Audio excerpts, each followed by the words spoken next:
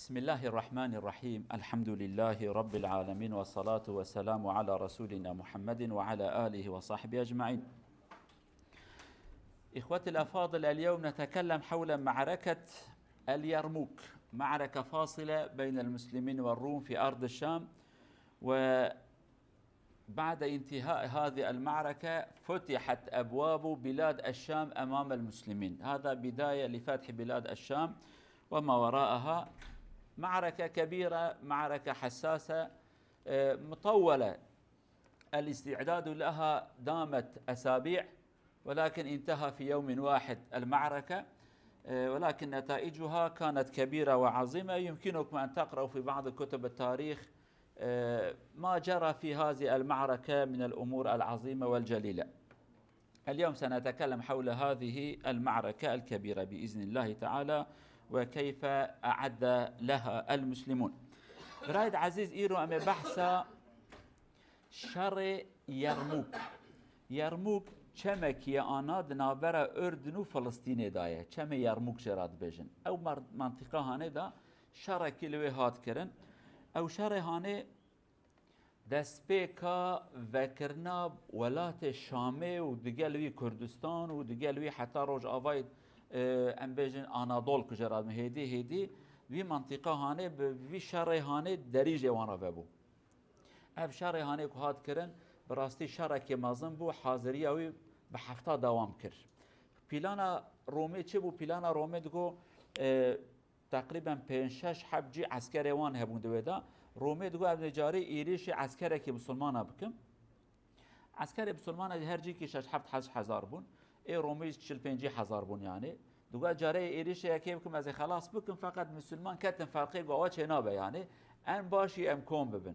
ام کم ببن ام 30 هزار عسکر بقدن. 30 هزار ابی رومه 150-200 هزار دبیجن. یعنی که ده زیتر دبیجن. تبخوازي نخوازي 200 هزار به و 50 هزار به 50 هزار ده سفك راحت دكاره هروره 200 هزار نكاره هروره تبرد كيبا ويجيجي او برد يعني العردنا قبل سريه كيكه جبروي مسلمان اگو ام كوم ببن كومبونج مرا ده چتره روم جي دگوك از كوم ببن كومبونج مرا زرارتره. فقط مسلمان دكاره بو وان كوم بك او بي شر يعني شكل شروان دوام كر. امي انا بحثان بكم. طبعا خطة روم كان أن يهاجم على الجيوش المسلمين فردا كما قلنا قبل، يعني في الجمعة الماضية. المسلمون كان عندها 4 جيوش. الروم كان لديهم مجموعة كبيرة من الجيوش، هدفهم أن يهاجموا واحدا ويكون سهل عليهم. والمسلمون أدركوا بأنهم لو قابلوا الروم فردا أو مجموعة لا يستطيعوا أن يعملوا شيء. قالوا من الأفضل أن نجتمع في مكان، واختاروا مكان مناسب اسمه معركة اليرموك بجنب نهر اليرموك الواقع بين أردن وسوريا. الآن اجتمعوا هناك. فقط جيش واحد من جيوش المسلمين لم يستطيع أن يدركهم إلا أن وصل إليه مدد خالد رضي الله عنه، فاستطاعوا أن يقضوا على هذا الجيش الموجود في فلسطين. وبعد ذلك انسحب هذا الجيش كذلك ووصل إلى أرض المسلمين، إلى أرض المعركة. سنقول هذا الخطة. وكان سيدنا أبا بكر رضي الله عنه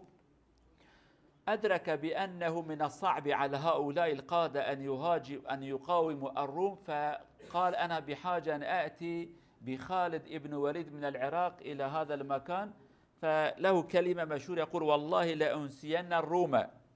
وساوس الشيطان بخالد ابن وليد، لأنسينهم يعني سأهاجم عليهم. خالد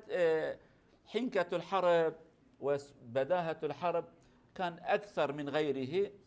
فهو كان بإمكانه أن يجمع جميع القادة حوله ويستفيد من خبرات الجميع ويستطيع أن يقرر ماذا يفعل. فأدرك سيدنا أبا بكر بأنه بحاجة إلى خالد رضي الله عنه، فطلب منه أن يأتي من العراق إلى أرض المعركة. وله حادثة طويلة، عبر صحراء في الغالب الناس لا يعبرونه، فاستطاع بحكمة عظيمة أن يعبر هذه الصحراء ووصل إلى أرض المعركة، وكان هو القائد العام لجيوش المسلمين. سنبدأ إن شاء الله. افشار هانه دسپیکاوی مگوب دسپیکانه کو مسلمان فهم کرد کومبونج مرا چهتره عسکر مسلمان هاتن فقط تشتكي ما عسكري مسلمان أبي كل فلسطين أو نكار مباتانا ناتن لورا عسكر روم لوی قرقا وان گرتن هر چون پیشیوان خواستن شر بکن مسلمان ايش ندخواست شر بکن دگو ام نخواستن یک بیک بکن دستوان ام کم ببن حتى كو خبرش حضرت خالد رات شو حضرت خالد العراقية فقط أبو بكر الصديق خديجة رازبة جو أز جرى خالد بينم بخالد الفان رومي هانيخم خالد كيري وانتي يعني حقي وان درتي حتى كلمة مشهورة دبي از وسوسة الشيطان بخالد عقلي وان درخم زي خالد برا زردلي واندم خالد درسك باش بدوان طبعا مسألة حضرت خالد جيت كتابة تاريخ ده تشتكي عجب در باستبه دچوله کی در باستبه دوی چوله ده نورمال انسان برنامجشن بشكل كي بصبر وتحمله كمازن در باستبه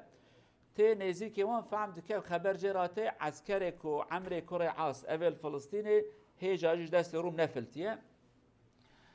يا بلد شتكي تربستي يا جي هر اليكاريه وان بك وان خلاص كه خبر ج عمرات شينا دبي كنت دكاربي عسكري روم بكشدي فلان منطقه توي داون بكشينا از بكشمته تبكشنا لوي وشربكن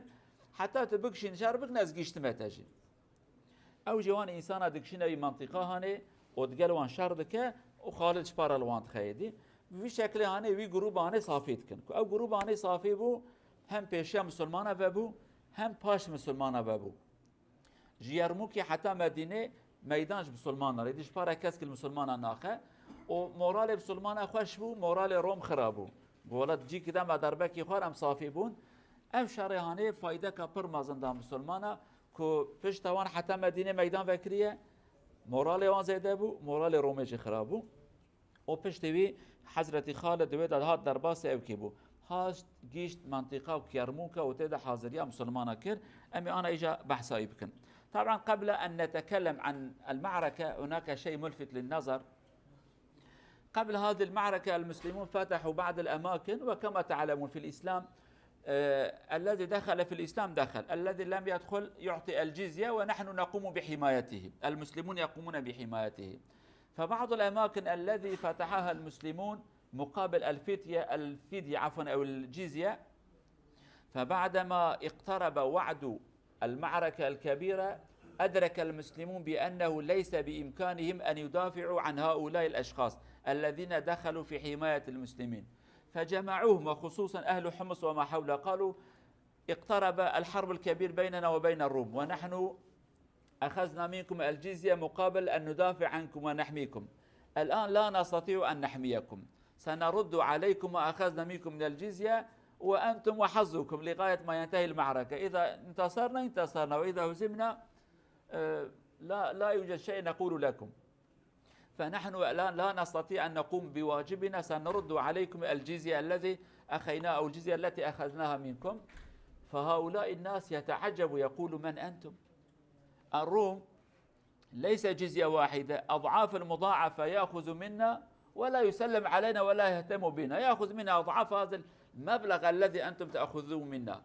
أما أنتم أخذتم مبلغا قليلا في مقابل أن تدافعوا والآن تقولوا لا نستطيع أن ندافع نرد عليكم والله لا نأخذ منكم خلي يكون هدية لكم والله كريم فالحمد لله المسلمون انتصروا هذا كذلك يظهر لهم أو ظهر لهم الفرق بين المسلمين وبين الروم صاحب خلق ومبدأ وصاحب السلطة والقوة فاختاروا كفة المسلمين وبعد ذلك دخلوا في الإسلام أفواجا هذا كذلك شيء حصل قبل هذه المعركة وحبب الإسلام إلى قلوب هؤلاء الناس تشتكي دنيا بريء وكان بحث شر بكن هجا في شريط نبي هناك جوان منطقة إسلام بو حاكم شو ملتي وان كتب إسلامي تجي مسلمان على قوة حيرة أمنا بالمسلمان عجلة نكلمة فقط أمي جزية مقداركي براكي ددي باجكيه لهمبرك مسلمان تبى باريزن عسكري ناكي مسلمان را أوجي جن نادن زاروك نادن اختيار نادر چی ظلام يكو تدي أم بجن عسكر ايو تكارن هرم ببن عسكر ناچن عسكريه مقداركي جوي بريانه چه دبه برابر مقداركي بري وقتی انا ام نظام بجن چند قرون و چند دلار تك يعني مسلمان جوان دستين دبه امي وبه باريزن جزيه فقط دماغ شر نزيك و دست بکه مسلمان تماشات کن نکارن ما بپاريزن زحمته و عسكر مسلمان جوي منطقه در دزفرن در تين يرموك يتسكنن یک جوان خصوصا ابو عبیده ابی باجار علی حمصه در دور شامی ملت کومت که دبی گلو انسانا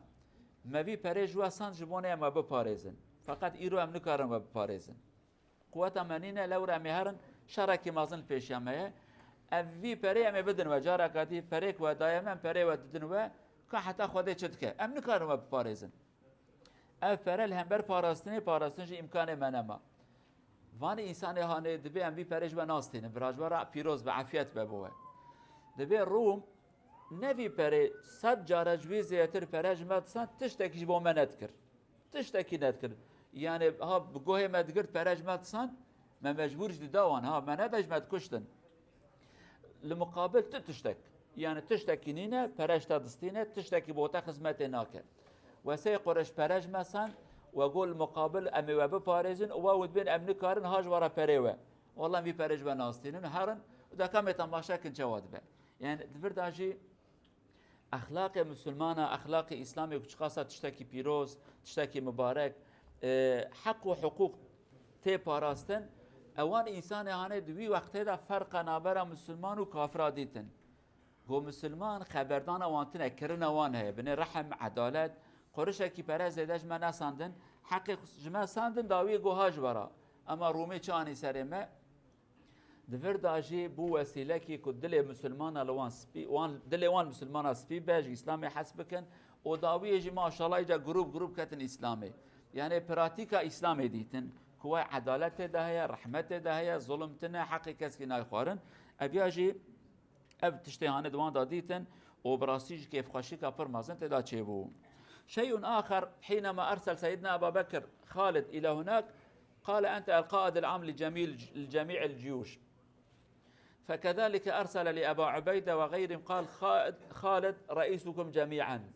لا خالد تكبر وافتخر ولا هؤلاء غضبوا وانزعجوا خلاص رضوا بالواقع قال الذي يراه الخليفة مناسبا نحن نقبله هذا كذلك يبين لنا بأن العمل إذا يكون لله عز وجل لا فرق أن تكون قائدا مقودا في الأمام في الخلف رأسا رجلا لا يهم فهؤلاء لا خالد تكبر عليهم بالعكس قال مكانكم فأنا بحاجة إليكم وهؤلاء قالوا خلاص أنت أميرنا نحن نفتخر بأن نحارب تحت رايتك وهو قال أنا أفتخر بأنكم إخواني ومؤيدون لي هذا كذلك يبين لنا عظمة الإسلام وكيف نقى النفوس من الأنانية ومن العجب ومن الكبر نرجو الله أن يرزقنا هذا المستوى العالي من الأخلاق ومن الإخلاص لله عز وجل تشتكي دني برساء بالكيشة دمك حضرت ابو بکر گو خالد هر شامه هر به بسروک وانی هانی مکتوبه کیشان گوت مزنه وانی تم هر به بسروک مکتوبه کی شامه را جوان صحابیت را شانج ابو عبیده و ابیکو سروک الویبون گو خالد هاتی خالد بیا سروک و خالد جی مکتوبه کی جوان را شان گولا از بوما لفقط ونتی ساج تاجا سر منن و هر خدی قیمت مازنن از هر محتاج نصيحته وما محتاج دعاء وما محتاج آلیکاری وما آلیکاری ما بکن نه حضرت خالد قرب نفسه مازن بگو از ذاته کی پر مازنم نوان انسان اخو عاجز کرن گو تجمع حق مجمع صندیه از قبول ناکم مثلا انا تماشت کی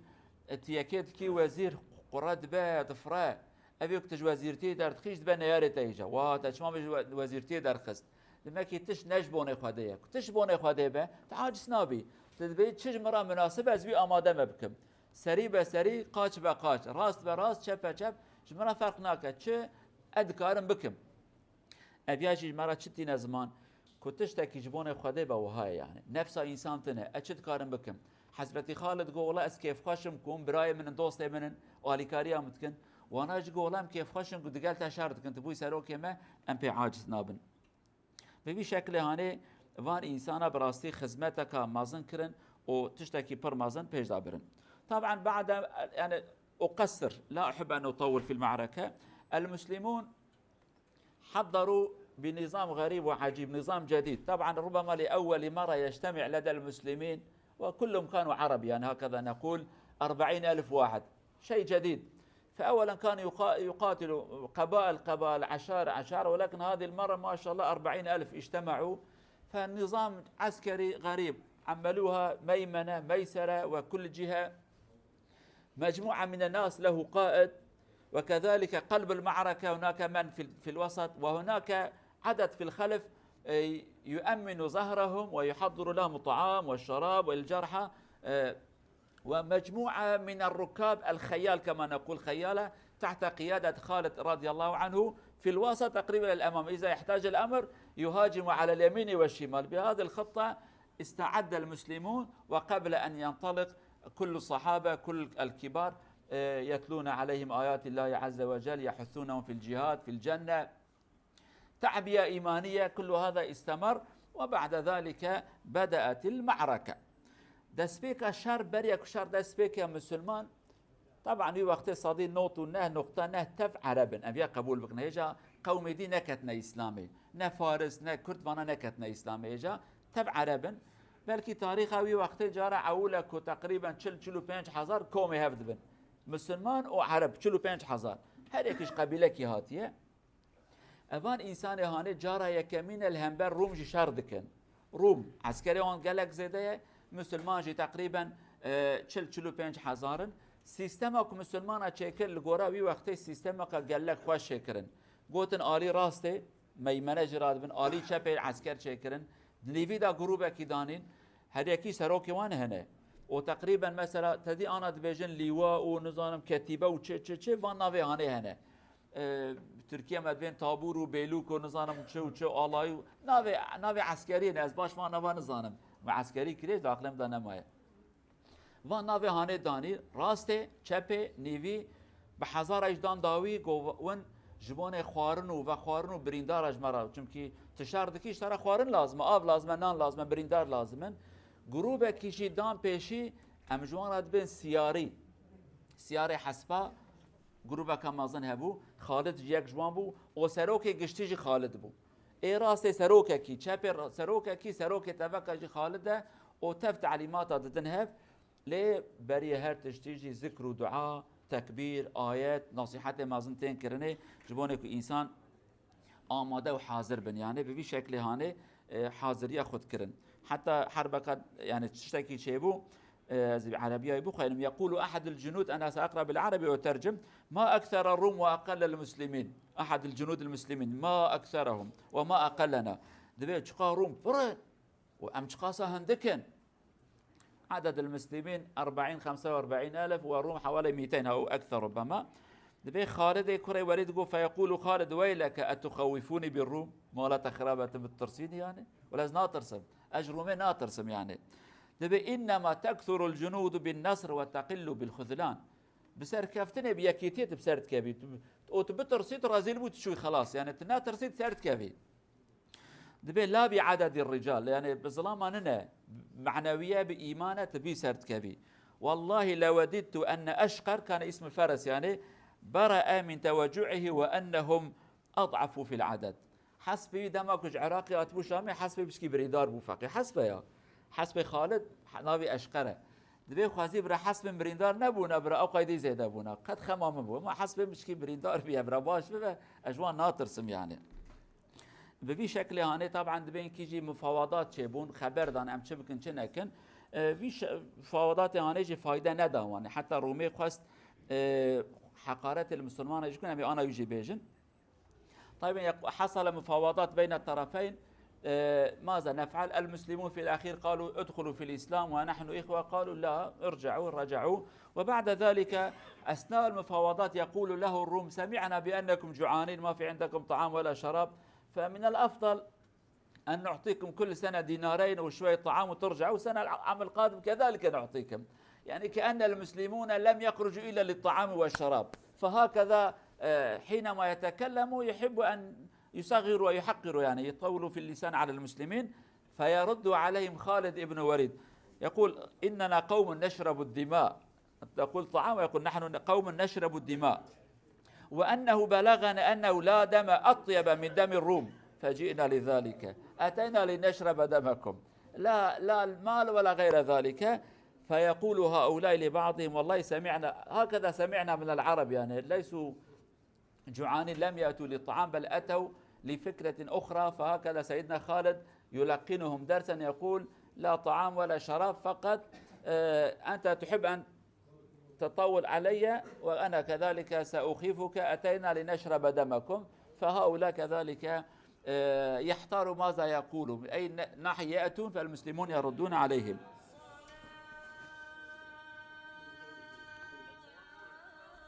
هذا بالأمس كان موجود هنا، من يستطيع أن يطفي هذا؟ الله أكبر. دينا خواري. طبعا يعني هذا في تشتهاني تشيبو دماكم مسلمان بوانا إنكي خبر ده، وانا فهم نكر داويز مسلمان راقوتن بزمانه كي قراتي وبسلمانه بتشوتن قو ما بهيست يكون برشينا فقير نانتنا بخون ومشولاكت ناتنا فاندرا اما ساله 2 دينار پربدن و برالوی بچ ساله 2 دينار اما پربدن و امینکی جلاو خارنج برا بشین ساله جاره کی اما بدن و هرن يعني وقت مسلمان جبونه خواده در نکت نجبونه خارنه اما چند قرش پربدن و اونکی برنج و اینکی بلغرو برنج کی بدن و هر مال اخو حضرت خالد بيجا نا والله دبي ام جبوني ناتنا دبي ام تيبونه ام تي خوينه نخوين ام خوينه فخو دبيج مرا قوتنا ان خوينه خوشي خوينه رومه ام وطنا خوينه وفخون يعني ما بتشوك نكت تخوازي بيجا سي قرش برف دموه نا سي قرش نه از خوينه وفخون تفرد اجي ها مورالي وان خرات بك في كلمه هانج مرا هاتي قوت. طبعا الهجوم بدا هم يهاجموا من اليمين ومن الشمال،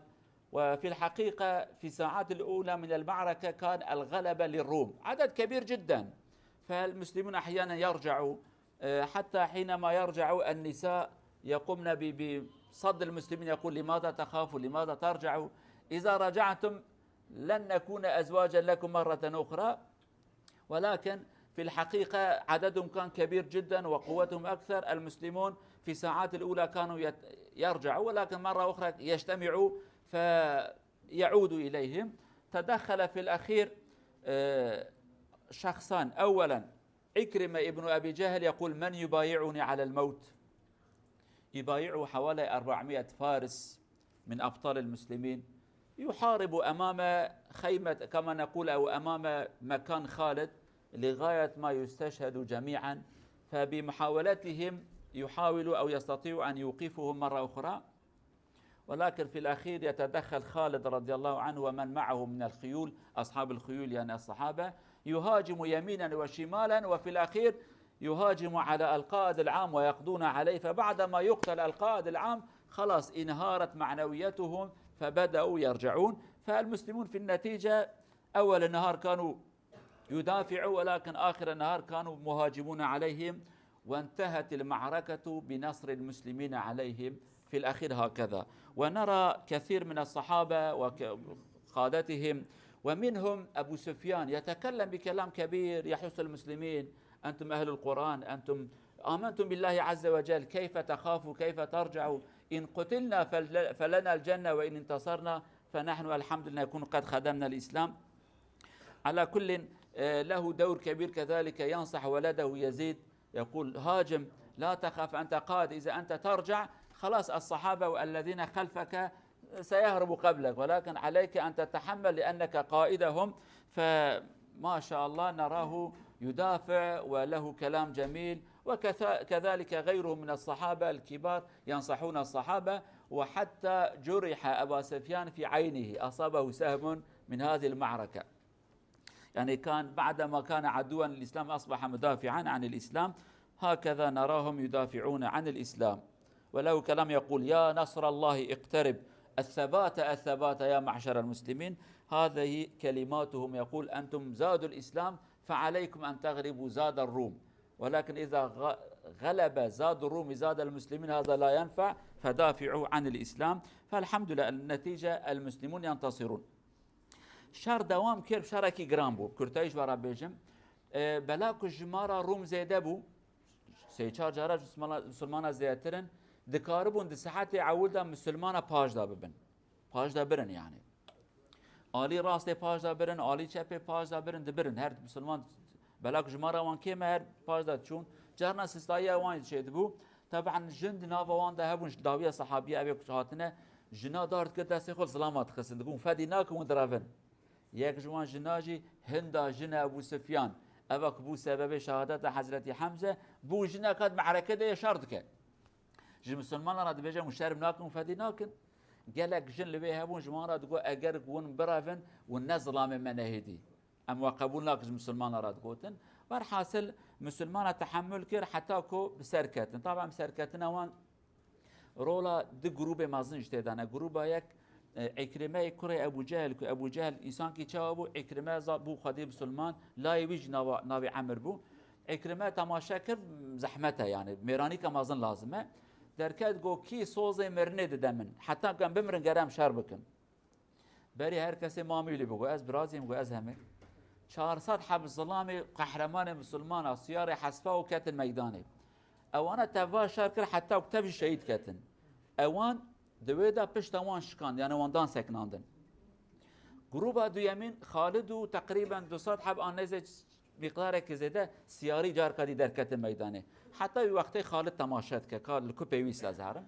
وجارة كادي إيريش راست كنو إيريش چپت كنو خالد جهاتي ما شاء الله أورد به حتى يوار نظام چند حبشور دستی و شکیان يعني تیرا خو جهاتي بو داويجي جروبه كي إيريش سروك واند که ده حربه دا قاوا تذكاربي إيريش سروك بكي سروك بكجي تمامه إيريش كرنو سروك آنين خواره سروك آنين خواره يدي پشت وانا شکیا و جی کتیدا سکنی و جی کی شاش بو ایوان نباش ای مسلمان باش ایوان نباش بود ای کترابیات کتن خواره چیادات کتن بر حاصل بو ایوار مسلمان سر کتن الحمد لله حتی که ایوار هات دوی دا مسلمان شرگرد و کافر جی مغلوب بون جماره کی مسلمان شهید کتن لداوی دا مسلمان سر کتن طبعا ابو سفیان کو ایرو گلک انسان کیف وانجر نای ابو سفیان گلک مجادله کمازن کر گلک خبر اختیاره لدنگی برزه و دنگی بلند بو باند کرد دگوون ایرو قوتا اسلامنا مغلوب نبن و مغلوب ببن مالا مخربو بپاريزن شر بكن ورن كشتن وچن جنته نترسن جوان انسان هانه حتى تيره کی داوجن تیر شعبه كذا شعبه کی كورد بتدا دي شر هانه دا في شكل هانه مسلمان بسركتن الحمد لله. في الاخير معركه طويله قائد الروم أو ملك الروم القيصر يجمعهم يقول يا أخي أليسوا بشر يقول بشر ألستم بشر يقول نعم هم بشر كيف غلبوكم وعددكم أكثر منهم لا يحب أن يردوا في الكلام ولكن لهم شيخ كبير في العمر من قادتهم يقول سأصدقك لماذا نصروا ولماذا فقدنا النصر من أجل أنهم يقومون الليل ويصومون النهار ويوفون بالعهد ويأمرون بالمعروف وينهون عن المنكر ويتناصفون بينهم ومن أجل أننا نشرب الخمر ونزني ونركب الحرام وننقض العهد ونغضب ونظلم ونأمر بالسخط وننهى عما يرضي الله ونفسد في الأرض قال فأنت صادق كلامك صحيح خلاص عندهم إيجابيات وعندنا سلبيات فلذلك الله ينصرهم ولا ينصرنا يعني مجموعة من الأمور الجميلة في المسلمين وأمور قبيحة عندهم فلذلك الله ينصر من هو قريب منه المسلمون قريبون من الله بطاعته وهؤلاء بعيدون من الله بمعصيتهم داوية بيتشتي به مازن الروم قيصر وان ياد بجوارن جمرة بيج عسكري كفلتنا تاني لأنطاكيا دبي قينا إنسان دبي والله إنسان دبي أنا عستي قوشت دبي والله عستي قوشت ما كمان يعني دبي جمرة وزي دبو آوان دبي والله أمزي دبون أو كيمون يا شو بسركتن هر کس کی تشکی دبیجه یکی وانی اختیار دبی اشترا راست بیجم چی ما بسرکتن دبی بلاک او بشاف لمشت کن بروج روجی دگرن خودی سوزا خونه عهد سوزا کدن سوزا خترنجی امری تشتی بخیر دکن جخرابی را دبیجه نکن عدالت وان نوان در خودی انصافن ظلمی لهف ناکن